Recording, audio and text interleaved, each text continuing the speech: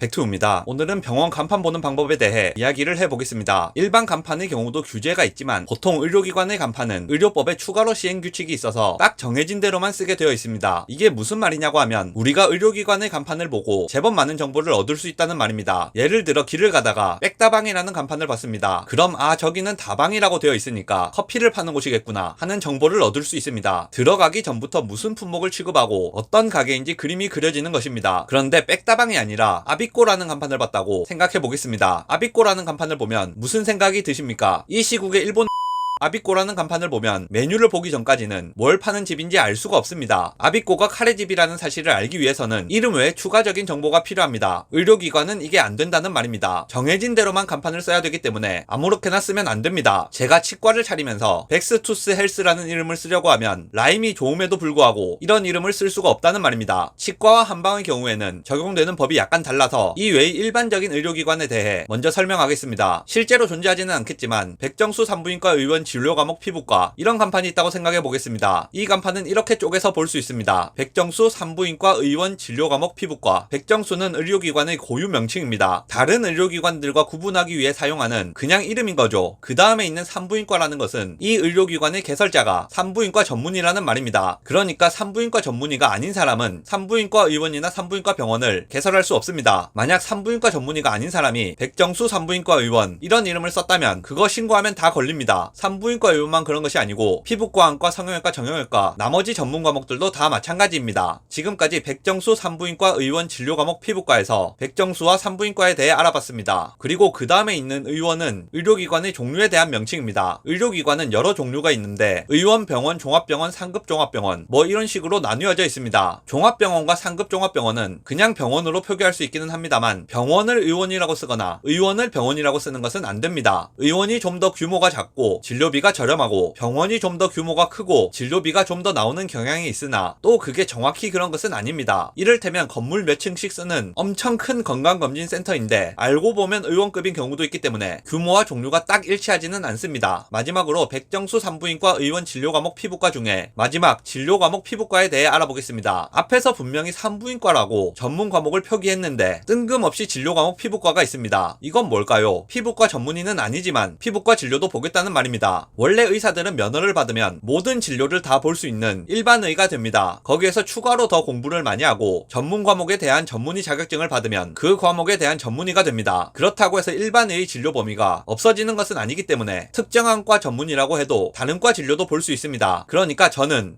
제가 아니고 저 백정수 원장님은 산부인과 전문이지만 피부과 진료도 보겠다 이렇게 간판에 써놓은 겁니다. 그러니까 병원 이름에 진료 과목이 들어있는 경우에는 해당 과 전문의가 차린 병원인 것이고 병원 이름 뒤에 진료 과목이라고 따로 써놓고 진료 과목을 적어놓은 경우에는 전문의일 수도 있지만 아닐 수도 있는 겁니다. 보통은 아닌 경우가 많겠죠. 전문의였으면 병원 이름에 진료 과목을 넣는 편이 눈에 더 잘 띄니까. 치과나 한의원 같은 경우에는 약간 경우가 다릅니다. 치과나 한의원의 경우에도 전문 과목이 있기는 합니다만 보통은 따로 표기를 하지 않고 그냥 전반적인 진료를 다 보는 편이 많기 때문입니다. 치과도 가끔 뭐 교정만 보는 분들이나 구강외과만 보시는 분들이 전문 과목을 표기하시기도 하는데 그런 경우에는 앞서 말씀드렸던 일반적인 병의원의 경우와 같다고 생각하시면 됩니다. 영상 요약하겠습니다. 의료기관 간판을 봤을 때 이름에 전문 과목을 넣어뒀으면 해당 과 전문의가 개원한 경우에 해당하고 이름에 진료 과목이 없거나 다른 진료 과목이 적혀있고 뒤에 작은 글씨로 진료 과목을 따로 써놓은 경우에는 해당 진료과의 전문의가 개원한 의료기관이 아닐 수도 있습니다.